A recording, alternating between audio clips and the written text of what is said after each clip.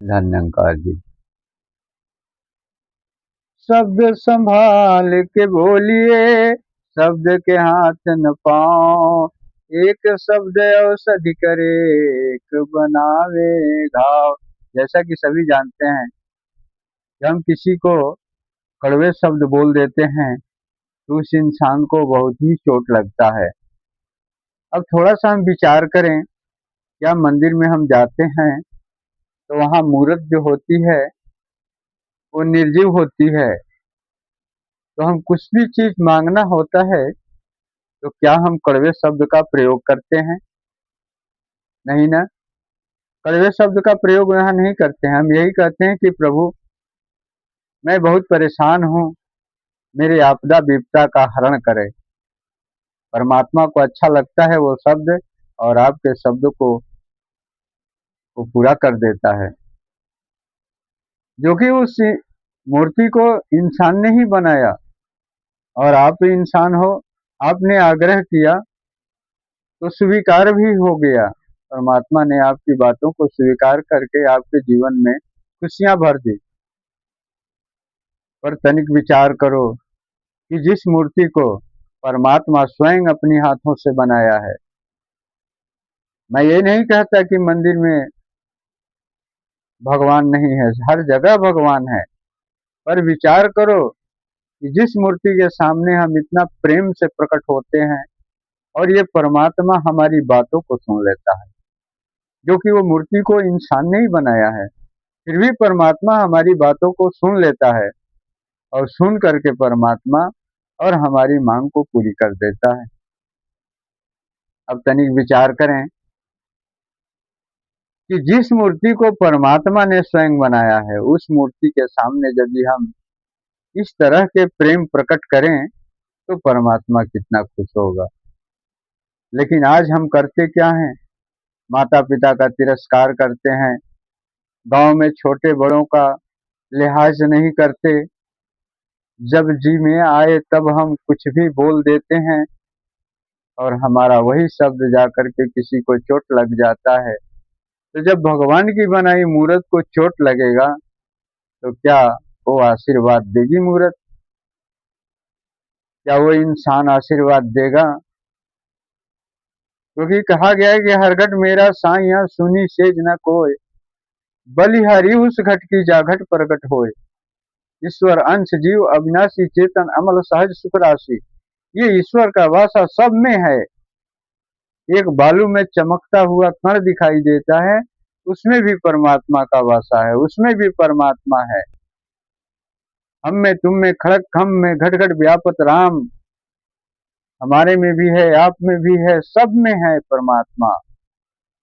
फिर हम किसका दिल दुखाया? परमात्मा की बनाई हुई मूर्त को हमने दिल दुखा दिया, और परमात्मा से वरदान की मांग करते हैं। किसी बच्चे को आप मार दो, या किसी बच्चे को आप कड़वा शब्द बोल दो, और उसके माता पिता वहीं पर हों, तो क्या वो आपको अच्छा कहेंगे? मुस्कुराएंगे जरूर, लेकिन दिखावे के लिए। मुस्कुराएंगे जरूर, लेकिन दिखावे के लिए, और अंदर ही अंदर आपको श्राप ही देंगे, क्योंकि उनके बच्चों को आपने दुख दिया, कड़वा शब्द बोला। आज परमात्मा के बच्चों के साथ में ऐसा ही कुछ हो रहा है। जो इंसान के जी में आया इंसान को बोल दे रहा है, इंसान को कह दे रहा है। कमजोर इंसान है तो सह जाता है, लेकिन यदि वही वचन किसी मजबूत इंसान को बोल दिया जाता है, जो इंसान गुस्से से लाल हो गया, और आपस में बहुत कुछ हो जाता है, बहुत नुकसान पहुंचा देता है। इसका कारण क्या है? एक वचन ही तो है। एक वचन हमने ऐसा बोला कि कोई बीमार है तो उसके अंदर में हिम्मत आ गई, अरे यार क्या तू चिंता करता है, तेरा रक्षक तो भगवान है, भगवान पर भरोसा कर, तेरी सारी बीमारी दूर हो जाएगी। उसके अंदर में एनर्जी आ जाया करती है, और वो इंसान उठ के बैठ जाता है, उसकी हौसला बुलंद होती है। और एक वचन ऐसे निकले, कि इंसान को चोट पहुंचा दिया। जब इंसान को चोट पहुंचाया तो परमात्मा कैसे खुश हो सकता है, क्योंकि परमात्मा तो उसी के अंदर है जिसको तूने चोट पहुंचाई है। आइए हम तनिक विचार करें। कहा गया है कि वचन किसी को सुना देना बहुत ही आसान होता है, पर उसको कर्मों में ढाल करके सुनाना वास्तव में वही सत्य होता है। तो आज बड़े बड़े प्रवचन, बड़े बड़े माइक पर बातें कही जा रही है, इंसान उसे सुन भी रहा है, पर इंसान अपने जहन में नहीं उतारता, अपने दिलो दिमाग में नहीं उतारता।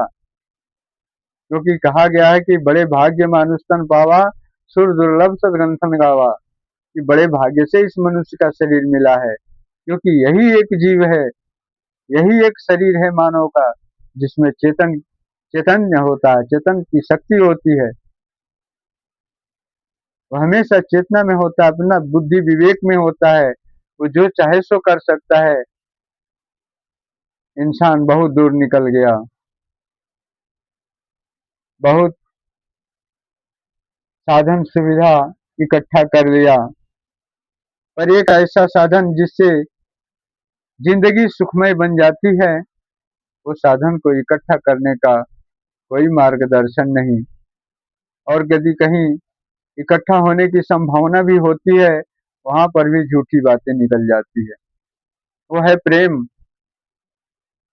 प्रेम की कमी है, इसको कोई प्रकट नहीं करता, ना इसकी कोई स्कूल है, और यदि कहीं स्कूल है भी तो झूठा है। प्रेम न बाड़ी उपजे, प्रेम न हाट बिकाए, राजा प्रजा जेहि रुचे, शीश दे ले जाए। प्रेम कोई पेड़ पर नहीं उगता, प्रेम कोई हाट में नहीं बिकता।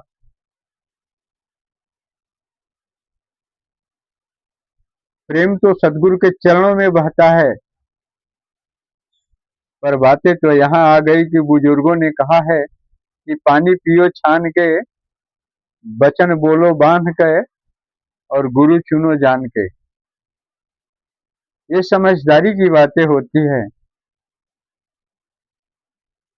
साधु ऐसा चाहिए, जैसा सूप स्वभाव, सार सार को गही रहे, थोथा दे उड़ाए। साधु ऐसा चाहिए जो सच्चा मार्ग बता दे प्रेम का। महात्माओं ने कहा कि प्रेम गली अति साकरी, जामे दुई न समाए। प्रेम की गली इतनी पतली होती है, उसमें एक ही जा सकता है, या तो प्रेम जाएगा, इसके सिवाय कोई नहीं जाएगा। सब इधर के इधर ही रह जाएंगे। यदि हम चाहें कि प्रेम के साथ में अहंकार को लेकर के जाएं, तो नहीं जा सकता। बेशक वो निराकार है और प्रेम भी निराकार है, लेकिन नहीं जा सकता, क्योंकि वो प्रेम की गली है, उसमें नफरत प्रवेश नहीं कर सकता। कहा गया है कि आग में आग डालने से आग नहीं जलता, पर आग में पानी डालने से आग जरूर बुझ जाती है। आग में हवा मारने से आग जरूर फैल जाती है, पर आग आग को नहीं जलाती। ठीक उसी तरीके से प्रेम की जो गली है, वो प्रेम की क्षति नहीं पहुंचाती, वो उसको जाने देती है। लेकिन वही प्रेम में यदि कोई कपटी है, वो नहीं जा सकता। संसार में चाहे तू दिखावे के लिए बहुत कुछ कर ले, पर प्रेम की गली तो पार करना ही होगा। जब इस शरीर को छोड़ोगे तो वही गली मिलेगी, और यदि तू पार नहीं कर सका तो 84 तो मुंह फाड़े खड़ी है, तू आजा, तेरा स्वागत है। अरे इंसान तू डर, खुदा से डर। बंदों से तो नहीं डरता है तू, लेकिन खुदा से डर कि खुदा चाहता क्या है, भगवान चाहते क्या है, परमात्मा चाहते क्या है। पर ये सीख, ये समझ मिलेगी कहाँ से? जब जिंदगी में सच्चे गुरु का आगमन होगा, जो अंग्रेजी पढ़ाना ही नहीं जानता, वो अंग्रेजी का विषय क्या पढ़ा सकता है? जो अंग्रेजी पढ़ना जानता है वही पढ़ा सकता है, और जो जानता ही नहीं वो क्या पढ़ाएगा? तो कहने का भाव है कि जो प्रेम को जानता है, जो प्रेम से रहना जानता है, जो प्रेम की परिभाषा को समझा सकता है, जो परमात्मा का दीदार करा सकता है, कहा गया है प्रेम से प्रकट होत मैं जाना, हरि व्यापक सर्वत्र समाना। और प्रेम से ही प्रकट होता है, और हम चाहते हैं कि इसको बहुत कुछ दे के प्रकट कर लें। अरे तू क्या दे सकता है, तेरे पास है क्या? संसार में आया तो ऐसे चिल्ला रहा था, तेरे पास था ही क्या? तेरे पास तो कोई सूझबूझ नहीं थी, तेरे पास तो खाने के लिए कोई व्यवस्था नहीं थी, हाथ रहते भी तू खा नहीं सकता था, मुख रहते तू पानी नहीं पी सकता था, बोल नहीं सकता था, डोल नहीं सकता था, तेरी औकात ही क्या थी? अरे तो शुक्र माना माता पिता की कि तुम्हारे लिए वो रक्षा किए, सेवा किए, और तू जब बड़ा हो गया तो दूसरे तरफ बह गया, प्रेम की परिभाषा को भूल गया। और जो प्रेम की परिभाषा को भूल जाता है वो माता पिता की कदर क्या कर सकता है? वो नहीं कर सकता, क्योंकि वो नफरत की परिभाषा पढ़ रहा है। वो जहां भी जाता है नफरत की पाठे पढ़ रहा है, प्रेम की पाठ पढ़ने का कोई सवाल ही पैदा नहीं हो रहा है, क्योंकि वो प्रेम की पाठशाला में जा ही नहीं रहा। उसके दोस्त मित्र भी मिलते हैं तो नफरत का ही पाठ पढ़ाते हैं। संसार में कहाँ से प्रेम पैदा होगा, कहाँ से प्रेम आएगी? आग लगी आकाश में, झरझर गिरे अंगार, संत न होते यदि जगत में तो जल मरता संसार। आज जिस धरती को, जिस आसमां को हम ये सोचते हैं कि ये हमारा पर्सनल है, मैं यहाँ सब दिन के लिए आया हूँ, हमारे यहाँ कोई बाल बांका नहीं कर सकता, क्योंकि मेरे पास बहुत बड़े बड़े महल है, बटारी है, बंगले हैं, हाथी है, घोड़े हैं, धन है, सुख है, संपदा है, सब कुछ है, तो मेरा बाल बांका कौन कर सकता है? लेकिन ऐसी बात नहीं, आया है सो जाएगा, राजा रंक फकीर, कोई पालकी चढ़ चढ़ा, कोई बंधा जात जंजीर। जो आया है सो जाना है, ये निश्चित है कि उसको जाना है। ऐसे तो जिंदगी की कोई भरोसा नहीं, तब ये श्वास की लड़ियां टूट जाए और इंसान मटिया लेप हो जाए। इसलिए कहना है कि श्वास के रहते हुए वचन को संभाल लो। फिर वही बात आ गई, वचन को संभाल लो। किसी ने खूब कहा है कि मन की तरंग बांध लो, बस हो गई भजन, आदत बुरी सुधार लो, बस हो गई भजन। बात तो सत्य है कि बल्ब हमको जलानी है, पर पावर जहां है वहां तो हमको कनेक्शन करना होगा, तब तो बल्ब जलेगा, नहीं तो बल्ब जलेगा कहाँ से? उसके कनेक्शन से हम जोड़ ही नहीं रहे हैं, अब चाहते हैं कि जिंदगी में उजाला हो जाए, तो कैसे हो सकता है? कैसे हो सकता है? असंभव है। इंसान के पास बल बुद्धि विवेक सब कुछ है, पर एक प्रेम के न होने के कारण सब कुछ व्यर्थ है, सब कुछ व्यर्थ है। तो आइए, ये वीडियो बनाने का लक्ष्य मेरा यही है कि जब जिंदगी में सच्चे गुरु का आगमन होता है तो जीवन में सुधार होता है। जब सच्चे गुरु का आगमन होता है तो जीवन में सुधार होता है। रहबर सच्चा होना चाहिए, रास्ता बताने वाला सच्चा होना चाहिए। यदि आपको कहीं जाना हो और कोई मार्ग आप किसी से पूछ रहे हैं, यदि वो मार्ग उल्टा बता दिया तो क्या हमारी मंजिल मिल सकती है? 12 घंटे का दिन होता है, पूरे दिन कट जाएंगे लेकिन मंजिल की प्राप्ति नहीं हो सकती। ठीक उसी प्रकार से प्रेम के बारे में यदि कोई गलत सलाह दे दिया, कोई गलत रास्ता बता दिया, तो हमारे हिस्से में प्रेम नहीं आएगा।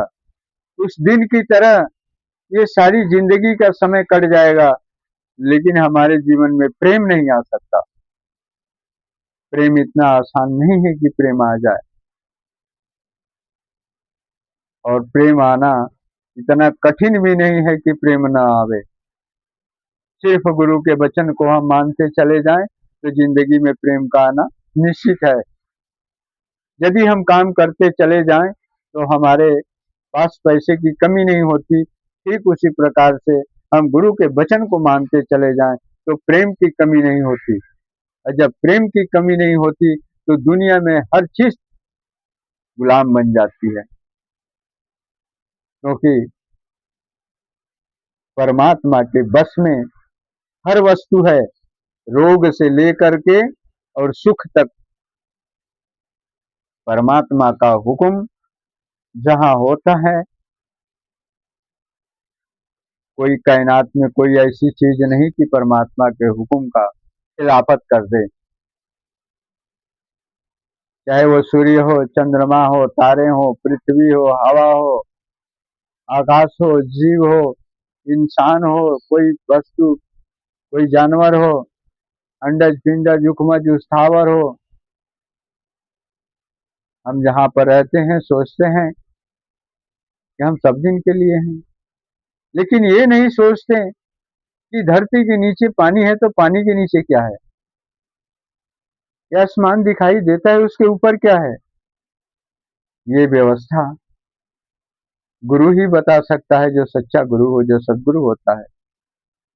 और गुरु एक ही आता है संसार में। पहचान की जरूरत होती है। दुकानें चांदी सोने की तो बहुत लगी होती है, पर हर चमकती चीज सोना नहीं होता।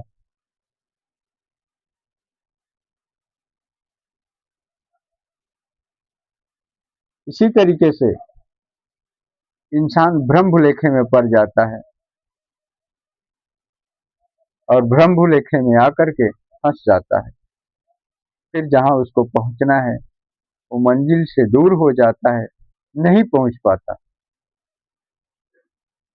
शब्द बोलने के दौरान यदि कोई शब्द आपको ठेस पहुंची होगी तो उस शब्द के ऊपर आप ध्यान नहीं देंगे, क्योंकि हो सकता है कि बोलने में कुछ टाइट आवाज की बोल आपको सुनाई पड़ी होगी, तो आप मुझे क्षमा कर देंगे। ये वीडियो बनाने का मेरा लक्ष्य यही है कि कम से कम कोई भी इंसान इस वचन को सुने और उसकी लाइन लेंथ जरा भी बदल जाए तो हमारा ये वीडियो बनाना सार्थक हो जाएगा। और ये वीडियो यदि आपको अच्छी लगे तो अपने हर दोस्तों में शेयर करें, क्योंकि प्रेम से बढ़कर दुनिया में और कोई चीज नहीं है। प्रेम मिल गया तो समझिए कि दुनिया मेरी मुट्ठी में है, क्योंकि परमात्मा आपके बस में आ जाता है और आप परमात्मा के हो जाते हैं और परमात्मा आपका हो जाता है। इंसान तो अपने शरीर को ही समझता है कि यही मैं हूं, लेकिन हकीकत तो यह है कि कोई कहता है कि फलाने मर गए तो गए कहाँ, शरीर तो यहीं पड़ी है। इसलिए साबित होता है कि हम शरीर नहीं, हम आत्मा है जो इसमें वास करते हैं। फिर वो आत्मा किस रंग रूप की है, अपनी पहचान नहीं किया तो हम दुनिया की पहचान क्या कर सकते हैं।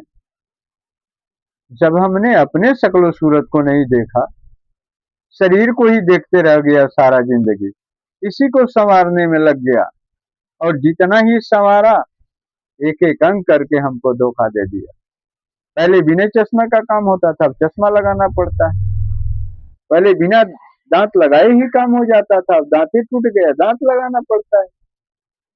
कान रहते हुए सुनाई नहीं देता, ताकत रहते हुए ताकत नहीं रहती। शरीर सुडौल सुंदर होते हुए भी बुढ़ापा आ जाता है, चमड़ियां झूल जाती है, केस झड़ जाते हैं, बाल पक जाते हैं। इतना सेवा किया इस शरीर का, लेकिन एक एक करके सभी कमजोर हो गए, इतना कमजोर हो गए कि ये शरीर उठ करके अपनी सांस नहीं कर सकती। तो कहा गया है कि आगे दिन पाछे गए, हरि से किया न भेंट, अब पछताए का हुई है जब चिड़िया चुग गई। अभी भी समय है, हम इंसान बन जाएं, क्योंकि हमारे सदगुरु बाबा हरदेव सिंह जी महाराज यही कहते हैं कि कुछ भी बनो मुबारक है, पर पहले इंसान बनो, पर पहले इंसान बनो। नमस्कार।